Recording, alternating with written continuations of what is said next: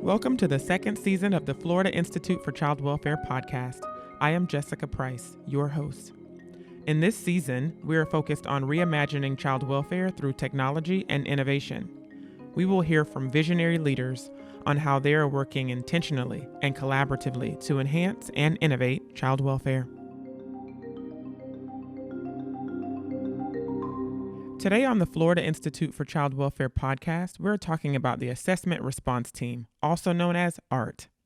ART came into play when our state was hit by a Category 4 hurricane, and our child welfare professionals had to strategize on how to respond to cases.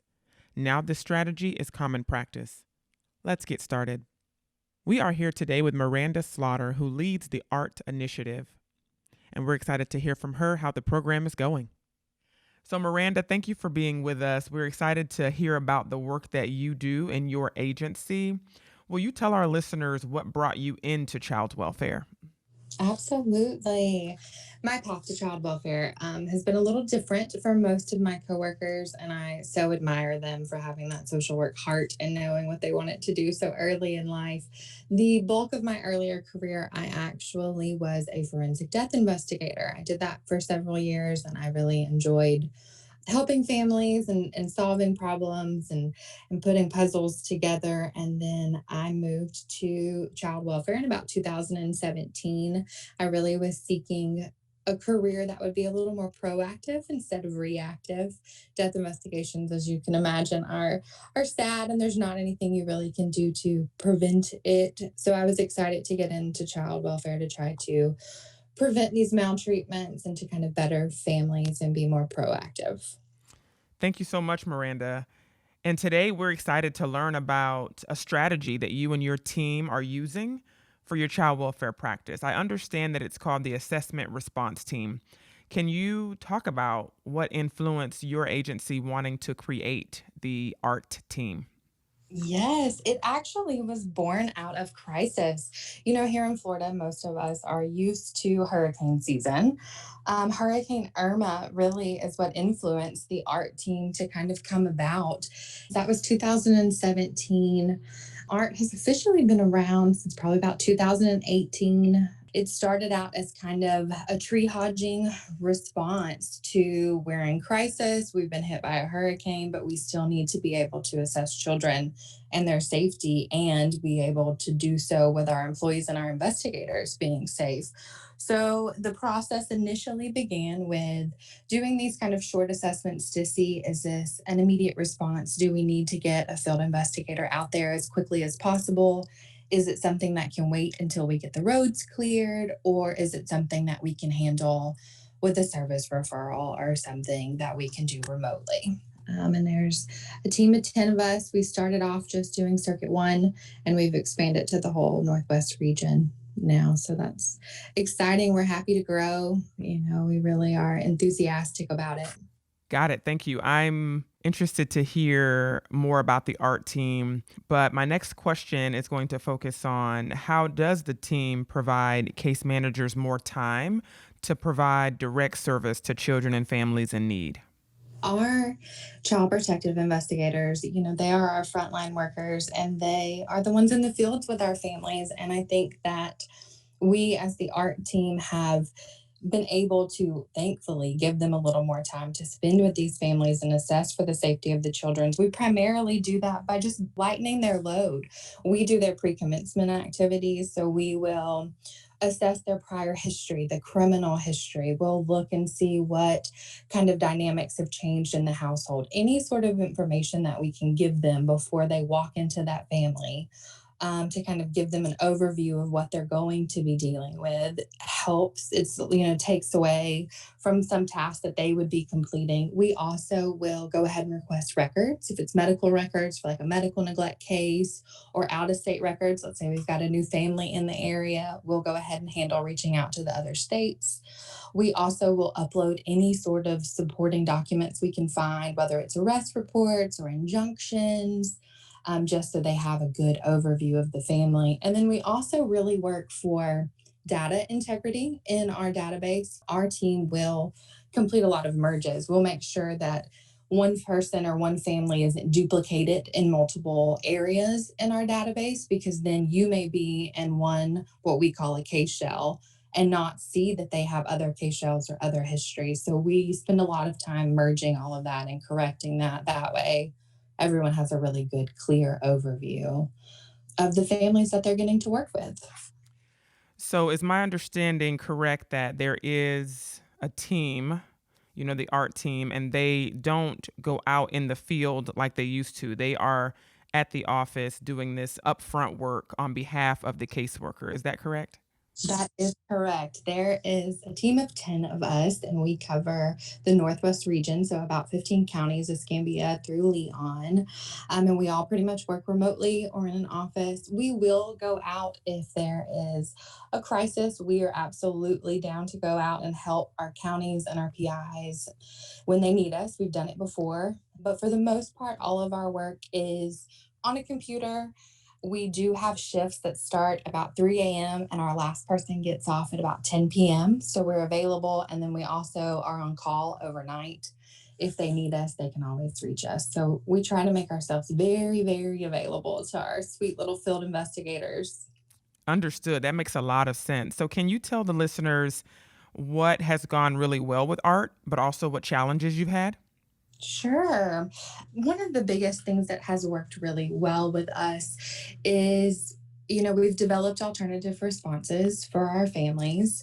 And that in turn has kind of decreased the burden to our field investigators because they do carry such heavy loads. We want them to be able to really focus on the families they have and assess them and provide them with the right services or the right answer or whatever it is that they may need. And it's gone really well as far as developing our relationship on the art team with our field staff. They're not scared at all to reach out to us and ask us stuff or ask for our opinion or help with something, or if there's a problem, can we fix it? So that has been one of the things that I think has gone really well. I think one of the challenges is just the sheer volume. I mean, we have a high number of intakes. We have a lot of counties that we cover, and we have a lot of PIs. So we as a team, luckily, are the type that we really enjoy our work. We want to help people. We love what we do. So to us, it's long hours, which we don't mind at all, but it's just, I think we feel pressured from a team to make sure we get to everybody or that we can help everyone. We don't like to tell people no. So that's probably been one of our challenges, is working around that and how we can make it smooth for everybody. So, one thing that we do at the Institute, Miranda, is we do research and evaluation, and a part of our job is ascertaining the effectiveness of different strategies. So, my next question is around, do you all evaluate art? How do you measure the success of the strategy? Our motto is we want to provide the right response for the right family at the right time.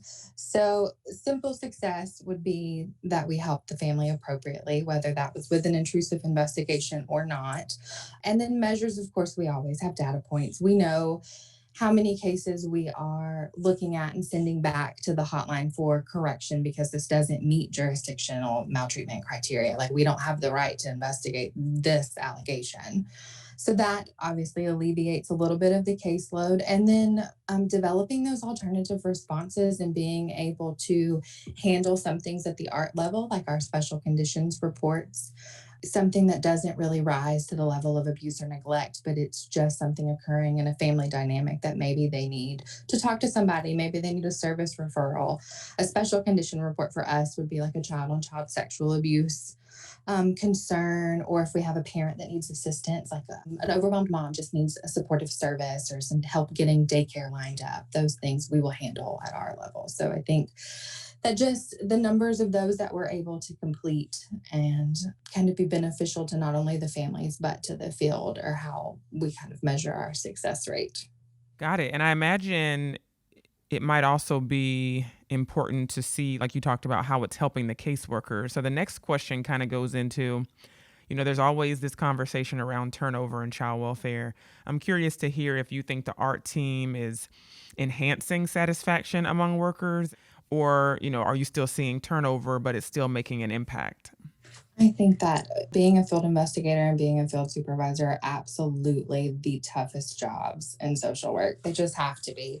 And I do think that there's a really high correlation between retention and support. So I would hope and I feel like us at the art team have been able to be really supportive, and hopefully that level of support helps with retention numbers. I haven't seen any actual data, but I do know we've got some investigators who have stuck around for a really long time, and I think it's going really well. And they also have started where in our training hours, like in pre-service, when we've hired a new person to be an investigator, we actually will go and talk to them about art. And so they get to know us from the very beginning. It's not something that they learn about later on. So I think the added support to the field and even to the supervisors has hopefully helped with a decrease in turnover. And I think that it's sometimes when you're in the field and you're overwhelmed, you just need that extra person, encouraging you, saying, yes, like you're doing it right. I believe in you, and we're able to pull things up and look at them and give guidance rather rapidly. And I do think that that has really been a positive impact to our field. Yes, I love the conversation around how it impacts the field, especially because we do hear discussions about cases that come to our investigators that probably should not have ever, made it to their desks. So I think that that impact alone is essential. You and your art team are able to review cases and say, this really hasn't risen to the level where we need to give it to an investigator for 45 days or 60 days for that matter. So I also want to hear about the scaling of this strategy. Do you have any knowledge or any understanding of other places piloting something similar to the art team? I know it is our goal to eventually go statewide, and that would be a dream. I think that the whole state would be really benefited by it. I know some of the areas have the brain, which do similar activities, and they do pre-commencement and they stay with their investigations for the life of the case. They're a little different than us, but again, that extra support I think is absolutely beneficial. It's not quite the same as what we do, but I can't imagine as a field PI how invaluable it would be to have someone else staying with the case with you from start to finish. So I think that us going statewide and helping with the brain would be awesome for our families and for our investigators. So yeah, I was sitting here thinking as you were just talking, the idea that the art team, they're people. You all are people that are doing that first review of the case and then giving it to caseworkers. And I'm curious what other technology or other innovation, I tell people if we had all of the resources we needed to have technology and innovation, could that enhance the art team? What else could you imagine bringing into the art strategy that would enhance the practice even more?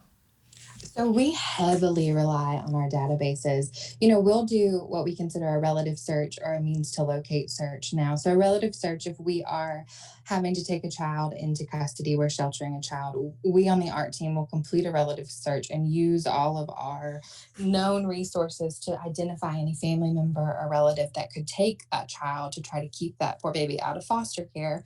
Not that we don't have wonderful foster homes, we just try to keep family units together as much as we can. So any increase in technology would absolutely be wonderful. I think that an integrated system would be super beneficial because we do work so well with our community service providers or DJJ or law enforcement. And it's like there's some times where information is just missed because a new investigator gets assigned or a new service provider and it's not all there. We may not know that this family didn't follow up with their referrals or that this person had an issue with them. And I think that the lack of communication and availability of that shared information does impact us. We've got really good relationships and can pick up the phone, but having it available in an integrated system would be amazing. And we've also started using SAS Virtual Investigator, which looks at the chronicity of a family. So we can have a little bit kind of a numeric understanding of where they fall. Like, how likely are they to re enter the child welfare system? Are they chronic with us? How many times have they been the alleged perpetrator on a case? And it pulls it all together in a really streamlined way for us. So that's been a new system that we've used. And before we wrap up, Miranda, what should someone who might be listening or someone in agencies around the state of Florida if they were interested in starting this, what would your advice be? How should they get started? Is there someone they can call and talk to? Just curious how somebody who's interested in this should go about getting plugged in. Absolutely. They always can reach out to any of us. Our fearless leader, Kim Hobbs, is always available, and she is very enthusiastic about the work we do and sharing her strategies with others.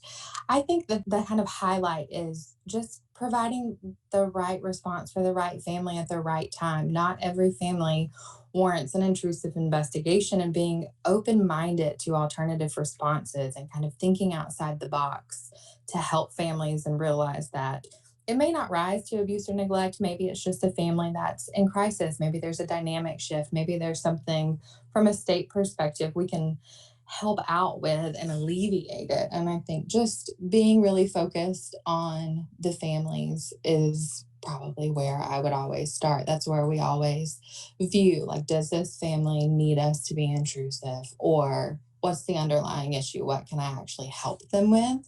And change the conversation with the families. And it's been a really positive experience. And I would love to see other states or programs pick it up.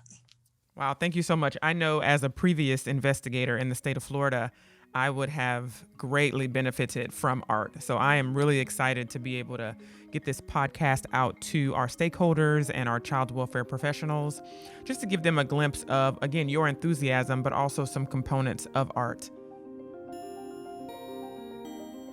I want to give a huge thanks to our guests, and we are so appreciative of their commitment to improving our child welfare system. If you want to learn more about this topic or contact these speakers, please visit www.ficw.fsu.edu. Stay safe and well.